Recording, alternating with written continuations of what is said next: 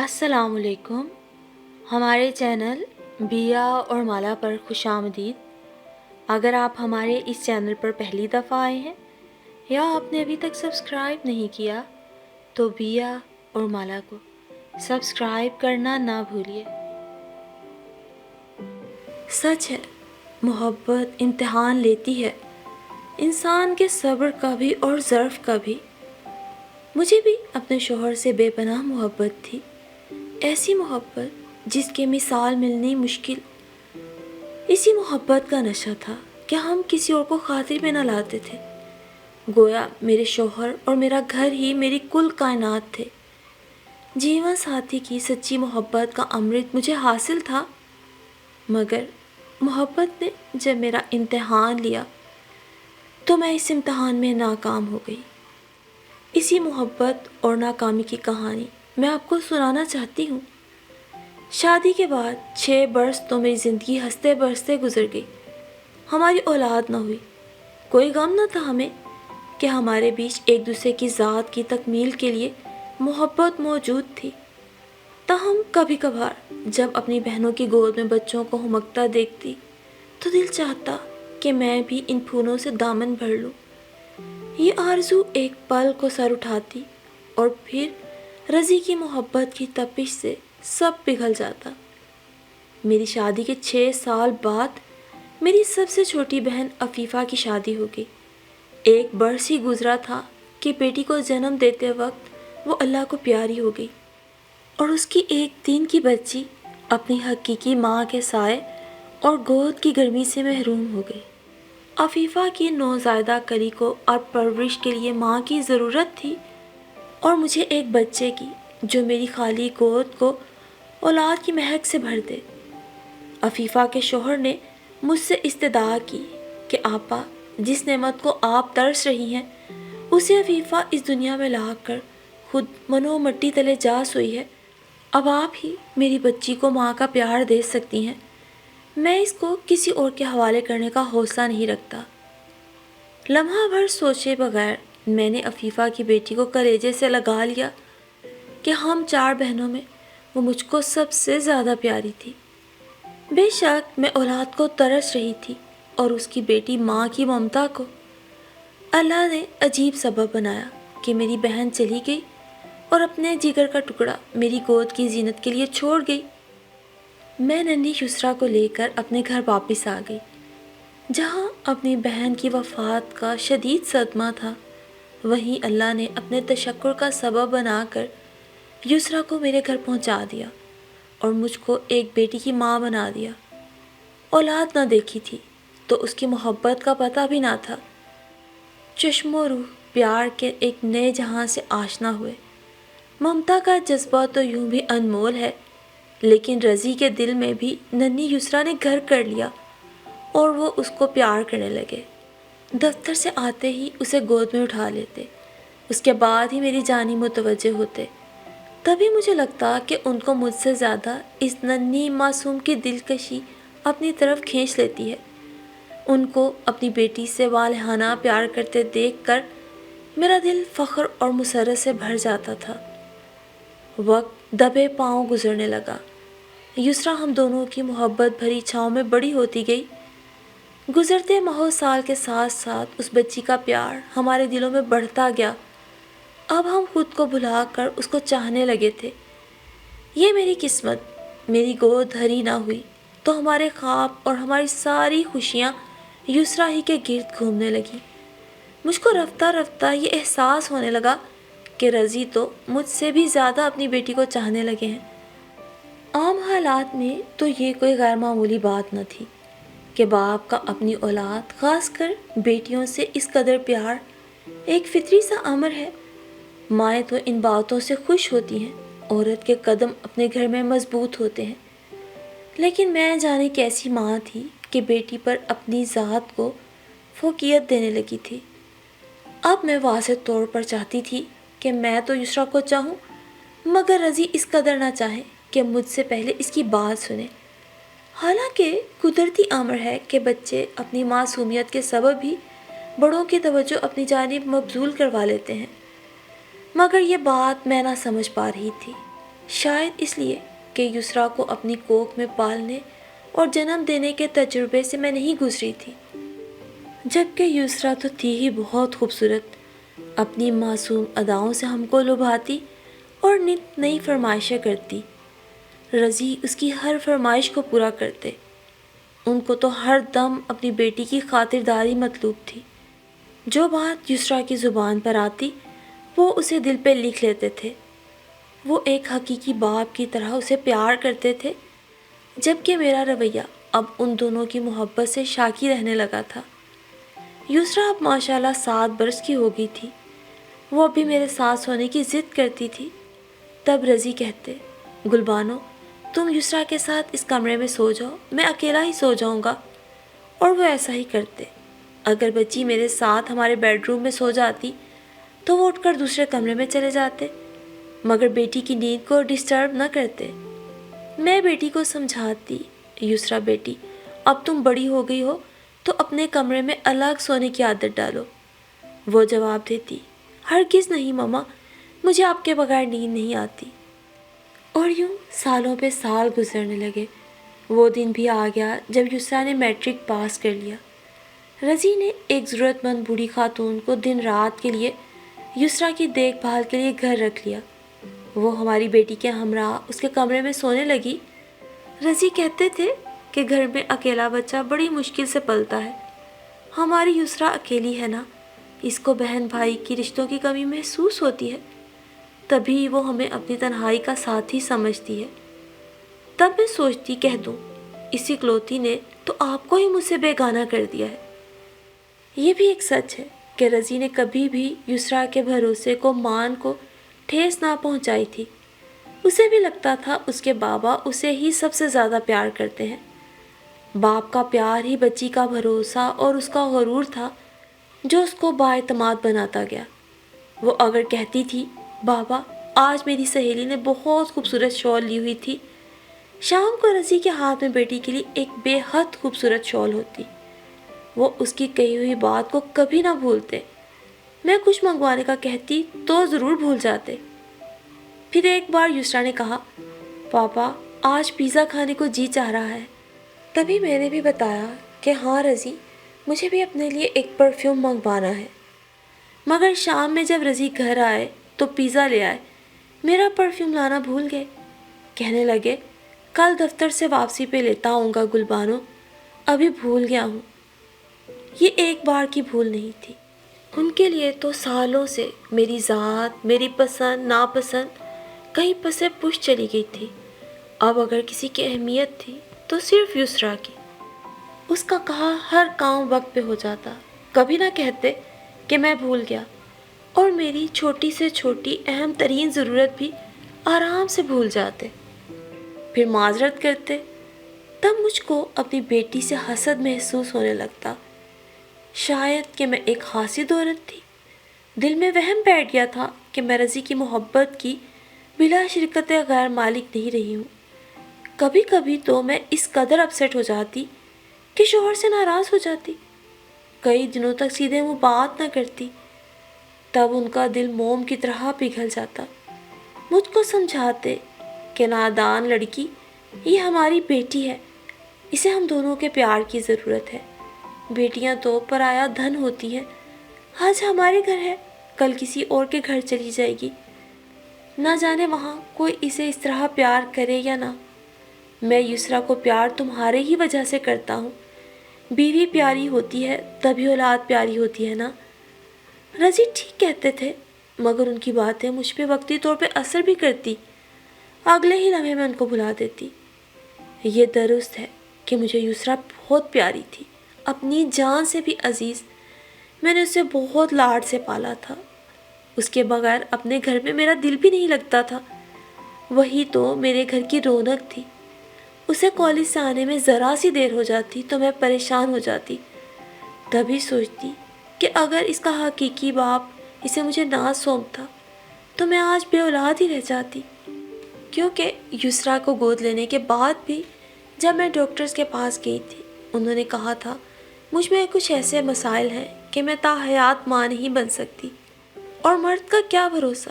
میرے بانجھ پن کا سن کر کیا علم رضی کے دل میں بھی دوسری شادی کا خیال جاگ جاتا اگر جو یسریٰ کو وہ اپنے دل سے بیٹی کے طور پہ قبول نہ کر لیتے؟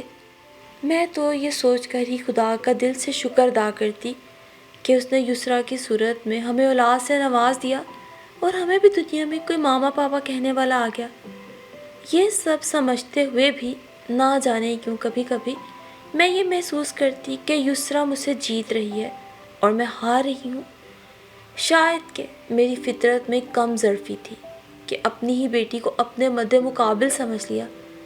میں کسی نفسیاتی عارضے کا شکار تھی، ورنہ ہمارے گھر کے حالات بالکل نارمل تھے، اور یسریٰ مظلوم کو میرے اس نفسیاتی عارضے کا علم نہ تھا۔ وہ میرے اس احساس سے ہی ناواقف تھی جو مجھے بے سکون رکھنے لگا تھا۔ وہ بیچاری تو میری حالت سے بے خبر تھی، مجھے یوں بولائے بولائے دیکھ کر معصومیت سے ضرور کہا کرتی، ماما نہ جانے آپ کو کیا ہو گیا ہے، کیوں اتنی چڑچڑی سی ہو گئی ہیں، بلا وجہ پاپا سے الجھنے لگتی ہیں۔ ماما نہ جانے آپ پاپا سے اتنا پیار کیوں نہیں کرتی جتنا وہ آپ سے کرتے ہیں۔ میں اس کو کیا کہتی، اے لڑکی، وہ تو مجھ سے اتنا پیار کرتے تھے کہ دنیا رشک کرتی تھی، تم نے ہی میرا پیار بانٹ لیا ہے۔ اور پھر ایک دن کا ذکر ہے، میرے پاؤں میں تکلیف تھی، رضی سے کہا کہ مجھے اسپتال لے چلو، بولے ٹھیک ہے جلدی سے تیار ہو جاؤ، تم کو دکھا کر پھر آفس چلا جاؤں گا۔ اتنے میں یسریٰ نے ان سے کہہ دیا، پاپا آج مجھے بھی دیر ہو گئی ہے، کالج کی بس نکل گئی ہے، میرا انگلش کا ٹیسٹ ہے، پلیز پہلے مجھے کالج چھوڑ دیں، واپسی میں ممی کو آپ ہسپتال لے جائیے گا، میں ورنہ لیٹ ہو جاؤں گی۔ انہوں نے بیٹی کو انکار نہ کیا، اسے گاڑی میں بٹھا کر کالج چھوڑنے چلے گئے۔ اس پر مجھ کو سخت غصہ آیا۔ کیا ہوتا جو آج وہ کالج سے چھٹی کر لیتی؟ اس کو میرے پیر کی تکلیف کا بھی احساس نہیں ہے۔ یسریٰ سے اپنا تقابل کرتے کرتے غصے سے میرا دماغ کھولنے لگا۔ میں نے رضی کی واپسی کا انتظار بھی نہ کیا اور ملازم سے کہا ٹیکسی لے آؤ، مجھے اسپتال جانا ہے۔ اس دن کے بعد سے میں نے رضی سے کئی روز تک بات نہ کی۔ وہ بھی ایسی چھوٹی چھوٹی باتوں پر میرے روٹھ جانے سے تنگ آ چکے تھے، انہوں نے میری پرواہ کرنا چھوڑ دی تھی۔ یوں ہی جن دنوں ہماری بول چال بند ہو جاتی تھی، یسریٰ ہمارے درمیان پل کا کام کرتی تھی، کہتی، ماما خدا کے لیے آپ تو بچوں کی طرح نہ روٹھا کریں، اور اب تو میرے امتحانات ہونے والے ہیں، آپ کے اس رویے سے نا گھر کا سارا ماحول خراب ہو جاتا ہے، پاپا اور میں دونوں ہی پریشان رہتے ہیں۔ رضی بھی مجھے سمجھاتے، گلبانو اب تم 42 برس کی ہونے والی ہو، کچھ تو متانت اختیار کر لو، کہ اب بھی بچی ہی ہو، بات بات پہ روٹھ جاتی ہو۔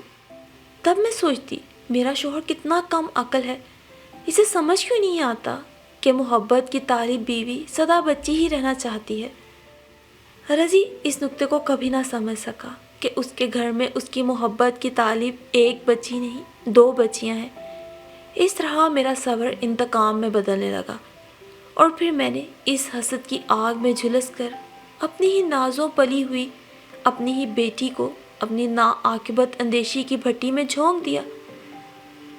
یسریٰ ہمیشہ کلاس میں اول پوزیشن لیتی تھی، میڈیکل میں جانا چاہتی تھی، ڈاکٹر بننے کا جنون تھا اسے بھی اور رضی کو بھی، مگر میں نے بغیر سوچے سمجھے اس کی شادی کی رٹ لگا دی۔ رضی مجھے سمجھاتے رہ گئے کہ بچی کی شادی میں جلدی مت کرو، ہماری ایک ہی بیٹی ہے، اس کے خواب پورے ہو جائیں، پھر جو تم فیصلہ کرو گی ویسا ہی ہوگا، یہ فیصلے بہت سوچ سمجھ کے کرنے کے ہوتے ہیں۔ لیکن میں نے رضی کی کسی بھی بات کو خاطر میں لائے بغیر یسریٰ کے لیے آنے والے پہلے ہی رشتے کو ہاں کہہ دی۔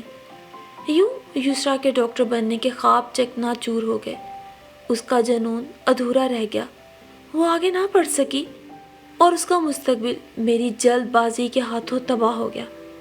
رضی مجھے سمجھاتے رہ گئے، اس کا میڈیکل کالج میں داخلہ ہو گیا ہے، اگر جلدی شادی کرنی بھی ہے تو دیکھ بھال کے کر دیں گے، کوئی مناسب رشتہ تو تلاش کرنے دو مجھے، ہو جائے گی ہماری بیٹی کی شادی۔ مگر میری ایک ہی ضد تھی کہ اب نہیں پڑھنا ہے، اس کی شادی کرنی ہے بس اب مجھے وقت پہ۔ یسریٰ بیچاری بلکتی رہ گئی، میرے گلے میں باہیں ڈال کر منتیں کرتی رہی، مگر میں اس کا دکھ نہ سمجھ سکی۔ اس نے تو ضد میں آ کے کھانا پینا بھی چھوڑ دیا لیکن میں نے پھر بھی اس کی نہ مانی اور اپنی کر دکھائی، صرف یہ دکھانے کو کہ میری بھی اس گھر میں کوئی حیثیت ہے، چاہوں تو کچھ بھی کر سکتی ہوں۔ میں نے سب کچھ کر دیا، اپنی مرضی کے مطابق، اپنی انا پرستی میں اپنی پیاری بیٹی کا مستقبل میں نے خود تباہ کر دیا۔ رضی بیچارے تو میری جلد بازی اور ضد سے گھبرا گئے۔ وہ کسی طور بھی اس جگہ یسریٰ کا رشتہ نہیں کرنا چاہتے تھے، مگر میں جو ضد پہ اڑی رہی تو وہ صدمے سے بستر سے ہی جا لگے۔ میں نے پھر بھی پرواہ نہ کی، اور کیا کہنے رضی کے اپنی بیٹی سے محبت کے کہ انہوں نے اتنی بیماری کے باوجود بھی یسریٰ کی شادی میں کوئی کسر نہ چھوڑی، تمام ذمہ داریاں اکیلے نبھاتے رہے۔ یسریٰ کو جہیز میں دنیا جہان کی ہر چیز دی کہ دیکھنے والا کوئی یہ نہ کہے سگا باپ ہوتا تو یہ کرتا وہ کرتا۔ یسریٰ کا سگا باپ تو دوسری شادی کر کے امریکہ سیٹ ہو گیا تھا، کچھ عرصہ تک فون کرتا رہا تھا، پھر تو جیسے ہر رابطہ منقطع ہو گیا۔ بالآخر وہ وقت بھی آ گیا، روتی دھوتی یسریٰ اپنے سسرال کو رخصت ہو گئی۔ میں نے بھی دل ہی دل میں سکھ کا سانس لیا، جیسے کہ ایک بہت بڑا بوجھ میرے سر سے اتر گیا ہو۔ اس کی شادی کے کچھ دن تک تو میں شادی کے بعد کے بھی کھیڑے سمیٹے میں مصروف رہی۔ بالآخر 15 دن بعد کچھ فراغت ہوئی تو پہلی دفعہ یسریٰ کے سسرال گئی۔ بس پھر کیا، وہاں جا کر اس کے سسرال والوں کا رہن سہن دیکھ کر میرا تو کلیجہ منہ کو آ گیا، دل تھام لیا میں نے، سکتے میں رہ گئی۔ کیوں اتنی جلد بازی کی میں نے؟ پڑوسن کی چکنی چپڑی باتوں میں آ کر اس کے کزن کے لڑکے سے اپنی نازوں پلی بیٹی بیاہ دی، خود کیوں تحقیق نہ کروائی؟ رضی بھی مجھے کہہ ہارے، مگر میں نے ان کی بھی ایک نہ سنی، اور میری وہ پڑوسن جو اول فول بکتی رہی، میں اسے کیوں سچ سمجھتی رہی؟ اس نے مجھے بتایا تھا ایاز، جو اب یسریٰ کا شوہر ہے، ایک اچھی یونیورسٹی کا تعلیم یافتہ ہے، انجینئر ہے اور بہت اچھی ملٹی نیشنل میں نوکری کر رہا ہے۔ مگر یہاں آ کر ان کا گھر بار دیکھ کر تو میں پریشان ہو گئی۔ پہلی دفعہ انہوں نے جو سارا گھر اور اپنا نظام دکھایا تھا وہ محض دکھاوا تھا، ارد گرد کے لوگوں سے چیزیں لے کر ہمیں متاثر کرنے کو۔ شادی بھی انہوں نے قرض لے کر دھوم دھام سے کر دی تھی، جبکہ در حقیقت لڑکا تو انڈر میٹرک بھی نہ تھا، کوئی ڈھنگ کی نوکری نہیں کرتا تھا، اور یسریٰ سے شادی بھی اس نے اسی لالچ کے تحت کی تھی کہ یہ اکلوتی لڑکی ہے، والد کا اتنا روپیہ پیسہ سب اس بچی کو ہی ملے گا۔ اور میری نازو پلی یسریٰ، رضی کی لاڈلی بیٹی یسریٰ، نئی نویلی دلہن تو نہ لگ رہی تھی، کیسے جھاڑو پکڑے پورے صحن میں تندہی سے جھاڑو لگا رہی تھی۔ ہائے، ابھی تو میری بیٹی کے ہاتھوں کی مہندی کا رنگ بھی پھیکا نہ پڑا تھا، اور اس پر گھر کی ساری ذمہ داریاں لاد دی گئی تھی۔ وہاں بیٹھے بیٹھے ان کا ایک ایک جھوٹ مجھ پہ عیاں ہو گیا تھا۔ اب میرے پچھتانے سے کیا ہو سکتا تھا؟ جو ہونا تھا وہ ہو گیا۔ یسریٰ نے اس سب کو قسمت کا لکھا سمجھ کے قبول کر لیا تھا۔ وہ ایاز اور اس کے گھر والوں کا ہر ظلم و ستم سہ کے بھی اپنا گھر بسانے کی بھرپور کوشش کرتی رہی تھی۔ اس نے کبھی مجھ سے کوئی شکوہ نہ کیا تھا، لیکن ایاز اور اس کے گھر والوں کی فرمائشیں اور تکرار روز بروز بڑھنے لگی تھی۔ وہ آئے دن یسریٰ کے ہاتھ کوئی نہ کوئی تقاضا کر کے اسے میکے بھیج دیتے، کبھی پیسے تو کبھی گھر کی ضرورت کی کوئی دوسری شے۔ اور یسریٰ بھی اس زندگی کو نصیب کا لکھا سمجھ کے قبول کر چکی تھی، مگر میں ہرگز یہ قبول نہیں کر سکتی تھی کہ ایاز جو نشے اور جوے کا عادی تھا، اب بات بے بات یسریٰ کو پیٹنے بھی لگا تھا۔ جب بھی وہ ہمارے یہاں آتی، اس کے منہ پر عجیب نیل پڑے ہوتے، میرے پوچھنے پہ وہ ٹال دیتی، لیکن اتنی بدھو تو میں نہ تھی، سب سمجھ گئی تھی۔ اور پھر اس دن تو انتہا ہو گئی۔ میں یسریٰ کے لیے کچھ پھل فروٹ لے کے جب اس کے سسرال پہنچی تو اپنی آنکھوں دیکھے منظر نے میری روح دہلا کے رکھ دی۔ ایاز میری بیٹی کو صحن کے بیچوں بیچ پیٹ رہا تھا، جبکہ اس کی ماں اور بہنیں بے حس بنی چارپائیوں پہ بیٹھی ہوئی تھی۔ اور یسریٰ تو جیسے اس مار کو بھی نصیب کا لکھا سمجھ کے خاموشی سے سہ رہی تھی۔ ایاز پر تو کوئی جنون طاری تھا۔ وہ مسلسل صحن میں گری گٹھڑی سی بنی یسریٰ پر اپنے ٹھڈے اور گھونسے برسا رہا تھا۔ میں سوچ بھی نہیں سکتی تھی کہ میری بیٹی میری جلد بازی کی اتنی بڑی سزا سہے اور میرے جیتے جی اس جہنم کی آگ میں جلے۔ سو میں نے شادی کے 3 ماہ بعد ہی ایاز سے یسریٰ کی علیحدگی کا فیصلہ لے لیا۔ تھوڑی تگ و دو کرنی پڑی مجھے، ظاہر ہے غلطی میری تھی تو سدھارنا بھی مجھے ہی تھی۔ بالآخر ایاز سے یسریٰ کی طلاق ہو گئی۔ میں اسے اپنے گھر لے آئی۔ میری یسریٰ کی طلاق کو ابھی سال ہی ہوا تھا کہ رضی بھی اللہ کو پیارے ہو گئے۔ وہ تو یسریٰ کی شادی سے پہلے ہی بستر سے لگ گئے تھے۔ اس کی تکالیف کا سن کر تو بالکل ہی ہمت ہار گئے، مگر یسریٰ نے ہمت نہ ہاری۔ پھر سے اس نے کالج میں داخلہ لے لیا۔ ڈاکٹر بننے کا خواب تو وہ پورا نہ کر سکی، مگر اس نے اپنی گریجویشن مکمل کر لی اور پھر B.Ed کر کے ٹیچر ہو گئی۔ اس نے دوبارہ شادی نہ کی۔ اسے شادی سے اور مردوں سے نفرت ہو گئی تھی۔ ملازمت کر کے وہ میرے بڑھاپے کا سہارا بن گئی۔ اب اس کے آسرے پر میں زندہ ہوں۔ وہ میرا بہت خیال رکھتی ہے، مجھ سے بے پناہ محبت کرتی ہے۔ تب میں خود کو مجرم محسوس کرتی ہوں اور سوچتی ہوں کہ واقعی میں ماں کے رتبے کے لائق نہ تھی، تبھی اللہ نے مجھے باندھ رکھا تھا۔ مائیں تو بیٹیوں کے سنہرے مستقبل کے سپنے دیکھتی ہیں، اور میں کیسی ماں تھی کہ خود ہی اپنی بیٹی سے حسد میں مبتلا ہو گئی اور اس کی خواہشوں اور خوشیوں کی قاتل بن بیٹھی۔ اب اپنی زندگی کی کہانی پہ غور کروں تو یہ تلخ حقیقت قبول کرنے میں مجھے کوئی آڑ نہیں کہ مجھ جیسی کم ظرف حسد خور عورتوں کو اللہ تعالیٰ اگر بے اولاد رکھتا ہے تو کاش میں اپنی بے اولادی کے ساتھ ہی زندگی گزار لیتی، بجائے اس ندامت اور پچھتاوے کے جو اب مرنے کے بعد بھی میرے ساتھ قبر میں جانا تھا، کہ میں نے ایک پھول سی بچی کو اپنے نفسیاتی مسائل کی بھینٹ چڑھا دیا، اپنے شوہر اور اپنے درمیان اپنی اس پیاری بیٹی کو ہی رقیب بنا کر بیٹھ گئی۔ کیسی بد نصیب عورت ہوں میں۔